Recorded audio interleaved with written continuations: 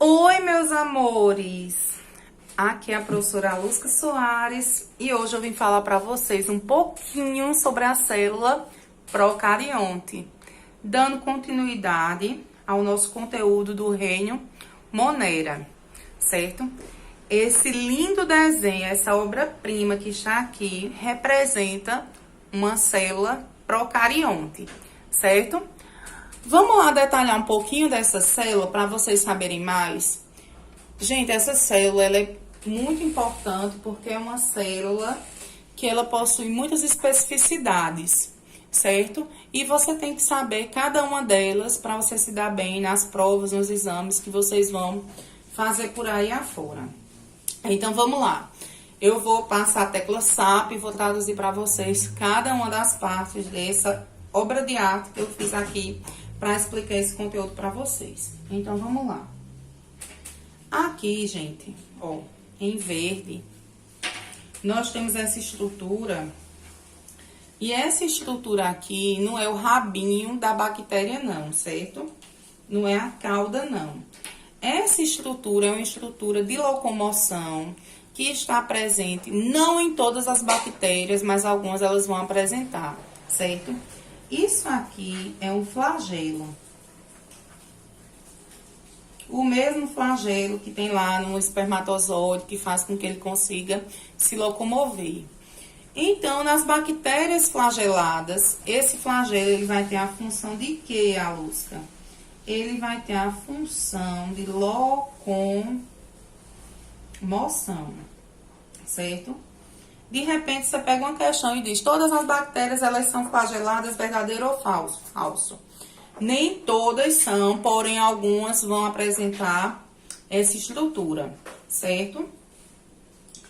Vamos aqui para essa estrutura, que ela está representada aqui nesse azul Tiffany, verde Tiffany. Essa primeira estruturazinha aqui, que nós vamos ter, representa uma amiga de vocês, vou puxar a setinha mais pra cá, chamada de membrana plasmática. E como vocês já bem devem saber, a membrana plasmática é aquela estrutura semipermeável que faz o controle da entrada e da saída de substâncias na célula, né? Que apresenta dois tipos de transporte, o ativo e o passivo. Então, a célula bacteriana, ela também vai apresentar essa membrana plasmática, que tem a função do controle da entrada de substâncias nessa célula, certo? Esse primeiro envoltório aqui. Só que o que nós podemos perceber é que ela também vai apresentar mais dois outros envoltórios, certo? Esse segundo envoltório aqui, que tá em lilás, eu vou puxar ele mais pra cá, para que vocês possam visualizar ele melhor. Esse segundo envoltório aqui, ele vai representar uma estrutura que nós vamos chamar de parede celular. Alusca, mas só quem tem parede celular não são as plantas, não, não. As plantas, os fungos e as bactérias vão apresentar parede celular. E a parede celular das bactérias, diferente da parede das células vegetais, ela não é feita de celulose. Ela é feita de uma substância chamada mureína, certo? Então, eles vão apresentar uma parede celular feita de mureína, ou vocês podem encontrar por aí também chamado de peptídeo glicano, certo? Então, a parede celular das células bacterianas é constituída por uma substância chamada mureína, ou você pode encontrar por aí também chamando de peptídeo glicano. O terceiro e último envoltório que tá aqui, ó, cobrindo a célula bacteriana, deixando ela bem linda, nós vamos chamar, gente, de cápsula. E a cápsula, ela é uma estrutura aqui, ó, bem importante para as bactérias. Aqui, ó, uma cápsula.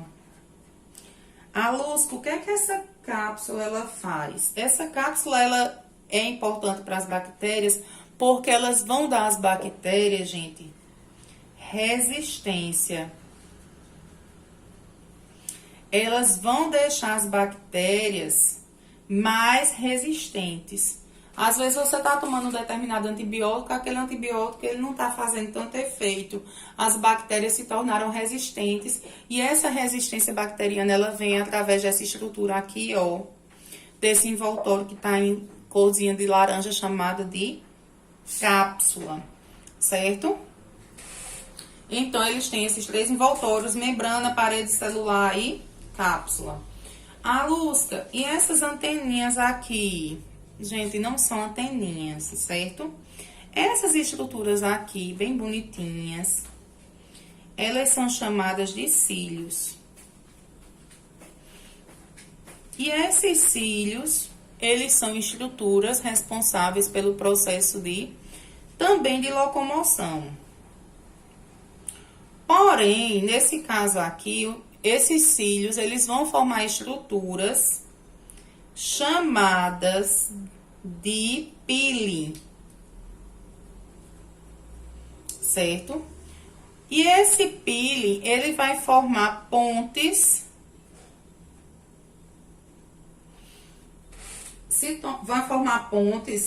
e essas pontes que são formadas pelos pilis, eles vão ajudar no processo de reprodução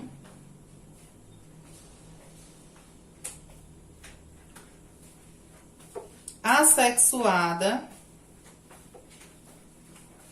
que nós vamos falar lá na frente, chamada de conjugação. Certo? Então, esses cíliozinhos, eles vão formar pontes, que são o pili, e o pili vai permitir a passagem do material genético de uma célula para outra através de um processo de reprodução assexuada que nós vamos chamar de conjugação, certo? Então, vai auxiliar tanto na locomoção como na reprodução, certo? O que é mais que tem na célula bacteriana? Na célula bacteriana eu vou ter, já que eu sou uma célula bacteriana, logo eu sou procarionte, eu não tenho carioteca delimitando o meu citoplasma do núcleo. Eu vou ter a minha molécula de DNA junto com o citoplasma. Então, aqui, ó, eu vou ter essa região onde vai estar o meu DNA, que eu vou chamar de nucleóide.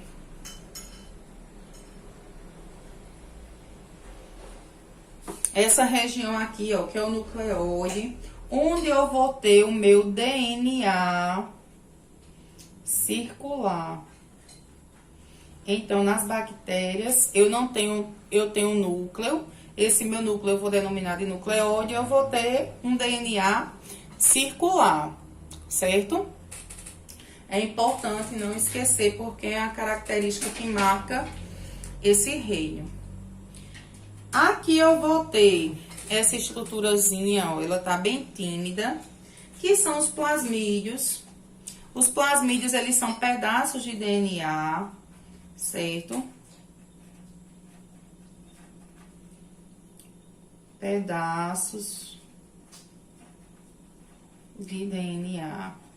Esses pedaços de DNA, gente, eles já têm genes que, segundo estudos, dizem que eles são mais resistentes. Então, são fragmentos de DNA, os plasmídios, eles são mais resistentes, certo? No citoplasma dessas células, toda essa região aqui é citoplasma celular, certo? Aqui, ó, tudo é citoplasma. E no citoplasma das células bacterianas, no citoplasma das células procariontes, eu vou ter apenas uma única organela citoplasmática. Não tem como você se confundir e colocar isso no juízo, certo? A única organela citoplasmática presente nas células bacterianas, gente, são os ribossomos. Tem mitocôndria, Lusca? Tem não. Tem complexo de Golgi? Não. Só vão apresentar o quê? Ribossomos.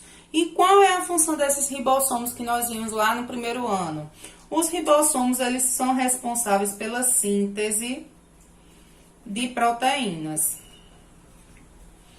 São esses ribossomos que vão formar as proteínas que vão estar presentes nessas células bacterianas, certo? Então, a célula bacteriana, a célula procarionta, ela tem todas essas estruturas. Membrana, citoplasma, parede celular, nucleoide, que tem o DNA circular, tem os cílios que formam pile, tem cápsula. Algumas vão apresentar flagelo, vão ter os plasmídeos. Ô, Alusca, mas se você está dizendo que a célula bacteriana só tem de organelas citoplasmáticos ribossomos, e no vídeo anterior você disse que vão existir bactérias heterotróficas, como é que essas bactérias heterotróficas vão produzir energia se elas não têm mitocôndrias? Aí é uma pegadinha importante que você tem que saber. Elas não vão ter mitocôndrias, meus amores, mas em compensação, elas vão ter dobras aqui, ó, na bordinha da membrana plasmática. E essas dobras da membrana plasmática que existem são chamadas de mesossomos.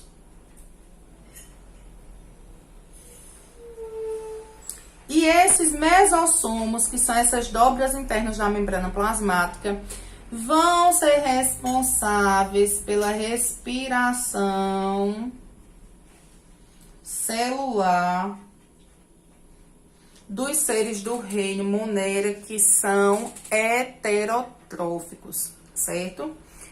Era isso que eu tinha para passar para vocês hoje. Até o próximo vídeo. Um cheiro e fiquem com Deus.